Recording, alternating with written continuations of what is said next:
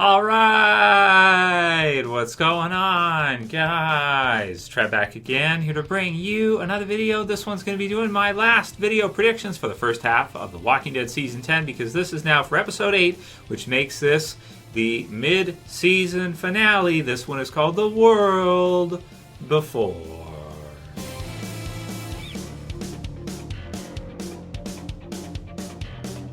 Oh man, so if you guys didn't see my review or haven't seen my review for The Walking Dead Season 10 Episode 7, I thought it was an amazing episode, one of the best twists in the history of Walking Dead, even after 10 years. That's saying something after 100 and however many frickin' episodes they've done now. A really crazy twist at the end of that one, and really surprised a lot of people. I was still kind of surprised, even though we had done a whole video talking about it with the theory and stuff, and they sort of leaked it a little bit, and we kind of see that in the promo video for this upcoming episode, the mid-season finale, in that you have Dante's there, villain, heel turn Dante, right? NWO Dante, Whisperer Dante. So you have him, and he's sitting there, he's kind of talking shit to them, and you got Daryl, Daryl's beating the shit out of him, and it looks awesome.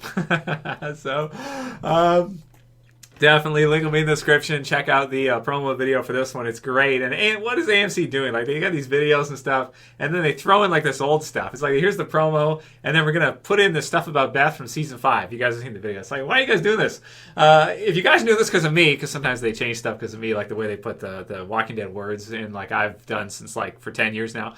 Guys, the reason why my videos are longer is because I can't shut up. That's the problem. It's not by design that I want to make my videos 10 or 20 minutes long. It just happens that way because I can't shut up. It's a problem I have, you know. Actually, if you didn't know, shorter videos tend to do better on YouTube, AMC. So there you go. If you want some more tips, you know, you can call me. Okay, I'll help you out. Right, I'll help you guys out. You're doing a pretty good job. So we're on good terms right now. We're not on Talking Dead terms, but we're on okay terms. So, The World Before description says, a fight causes tensions in Oceanside while the Alexandrians set out on a high-stakes mission. And it looks good, man. I mean, you guys watch this one a few times through for the promo, the Next On video. I mean, so, you know, on one hand, it's pretty much confirmed that they're going to catch Dante. Dante's not going to escape. Something's going to happen. Maybe someone hears the commotion of the fight between Siddiq and Dante and comes in to see what's going on. Or maybe Dante isn't able to escape in time, and they put 2 and 2 together when they find Siddiq pretty quickly that, holy shit, someone's killed him. Wait a minute, Dante's kind of under suspicion already because of the Whisperer who we captured, him having accidentally, right, given him, the whatever that poison was that killed him, hemlock, I think Siddiq said. And now, so you know, they're going to catch him, it looks like. And Daryl's going to lay the beat down, lay at the smackdown on him, right? It's just good, which I freaking love to see. And Dante, you know, in like 5 minutes, he just became one of the best villains The Walking Dead has had, I want to say. Like literally in 5 minutes, or at least he went from kind of being like just a character to a prominent, memorable villain in that big twist, because that was really an awesome twist, and I guarantee you most people had no idea. Some of us, you know, kind of thought it might happen, or we kind of were like looking at it like, yeah, it could be. It's a pretty good theory. But you know, most people probably would have had no idea, and it would have just been totally like, you know, totally just got him 100%, right? So that was pretty freaking awesome. And the fight was good too and everything. I thought it was really intense, and I just feel so bad for Siddiq, that's all. But anyway, check out my review if you want to hear more thoughts on that. Can't wait to see Daryl beat him down. What are they going to do with him now? You know, what would I do with him after he did that and after he gave that information? It wouldn't be good. I'd probably either try to, if he doesn't have any information about the Whisperers, and maybe he doesn't because he's been with the survivors for a while now, so he probably doesn't know much about what's going on with the Whisperers, but you could keep him in a cell. However, keeping him in a prison cell really has not worked out too well. Negan has escaped, and it's just, you know, the track record of people kept prisoner so far has been kind of sketchy at best. So I might like the Maggie approach with this one. After killing one of the most important people in the community, after killing your doctor, Siddiq, who's also a really good guy and everything, who's a father and all these things, I would probably hang him publicly in front of everybody. I like the Maggie approach with that one. I think what you do with Dante, I think you hang him. I don't think you give him a chance. He's done so much damage. So many people got sick, and he killed your doctor and everything. Yeah, logically you probably do. You probably hang Negan too, but I just like Negan a lot, and I don't want to see it. That's why I say, oh, don't do it, right? Really, you probably do. But I like the Maggie approach in that one. So then Dante's saying, none of this matters, knowing that, except the future, right? Just accept that that the Whisperer way of life is superior, I guess, is probably what he's saying. Then we get to see the Oceanside, which we have not seen since the beginning of the season. And I think one thing about the Oceanside that's really cool this year is they've kind of treated it like it's a special location. Like, they don't show it very often, but when they do show it, it's beautiful. There's some really cool, they do some cool stuff with it. The satellite crashing, and then them spinning that into Eugene, using the parts to enhance their communications and bump into somebody else there, whoever he's talking to.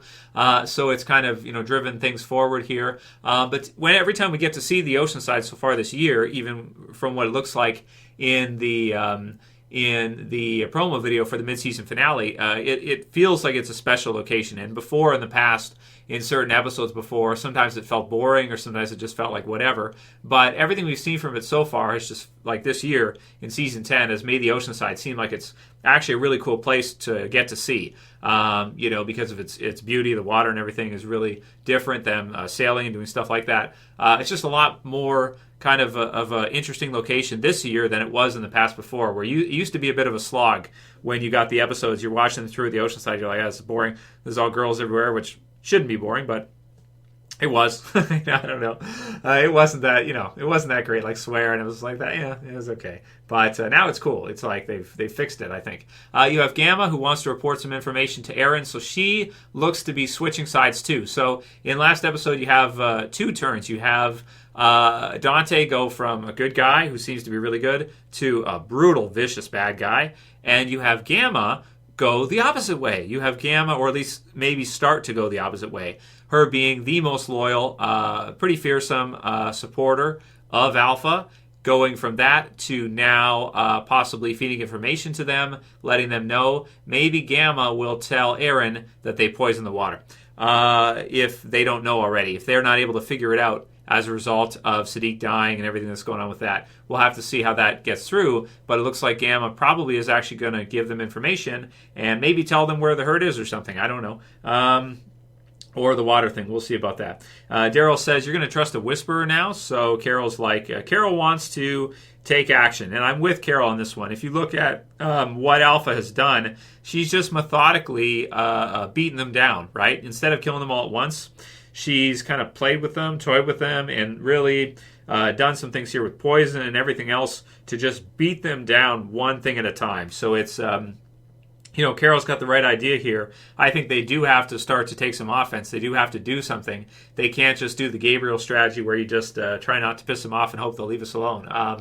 Bullies tend to not work that way. At least if you give them a hard time. I like the Michonne idea. Where did she say that we don't have to... At one point in the series, she said, we don't have to win. We just have to make it hard enough for them that they leave us alone, right? So so you don't got to necessarily defeat them. You just got to let them know that they're not going to have their easy time with you, and then they'll F off, right? Because it'll be too much trouble, so then they'll get lost. So I like that kind of idea. But the Whispers are something else. You got to admit that too, right? So then you got scenes at the Oceanside, and Judith cuts down, what's his name? Somebody write his name in the comments below. I did a freaking video on this already. I've already forgotten the guy's name. African-American guy. He's running through the Oceanside. Judith cuts him in the leg, and he falls down.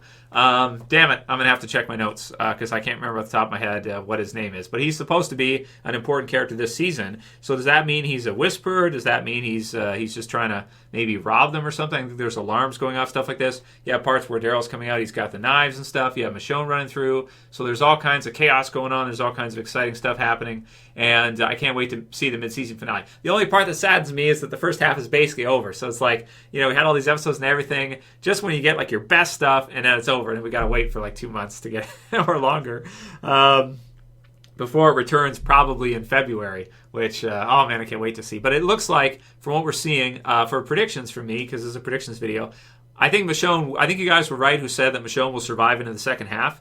It looks like Michonne will survive in the second half based on timing, because we haven't even caught up with her yet. It wouldn't make sense to me to have her be killed off in this mid-season finale. So I think she will survive out until the second half of season 10, and then maybe we'll see Negan do something, or who knows, maybe that will be in the second half too. Maybe there's enough other stuff going on here, which I think is really, really amazing what they've done. You know, usually you think, well, if you're gonna do something like that, you have to, or have like a big mid-season finale, you have to have like something happen with you know, one of your like Alpha, Negan, Daryl, Carol, like something like this. But really, episode 7 was so amazing, and it focused on Siddiq and Dante and the others that were around there. And, you know, in terms of your big names, your Negan, your Alpha, Beta, Daryl, Carol, you know, they kind of took a back seat in episode 7, and it was still amazing. So let me know what you guys think about the mid-season finale. What do you think will happen?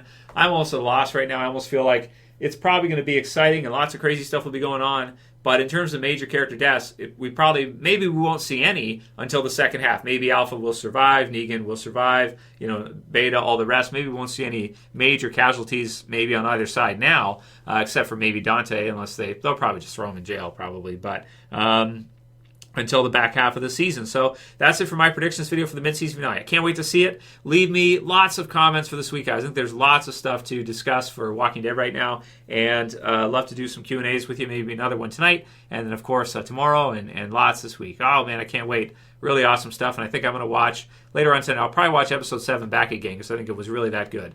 Yeah, thumb up the video, share, favorite it, subscribe to the bottom left if you're new. Thank you guys for all your, you know, decade-plus years of support and everything. You guys effing rule, and I'll see you guys soon. As always, it's Trev saying peace. Later, guys. See ya.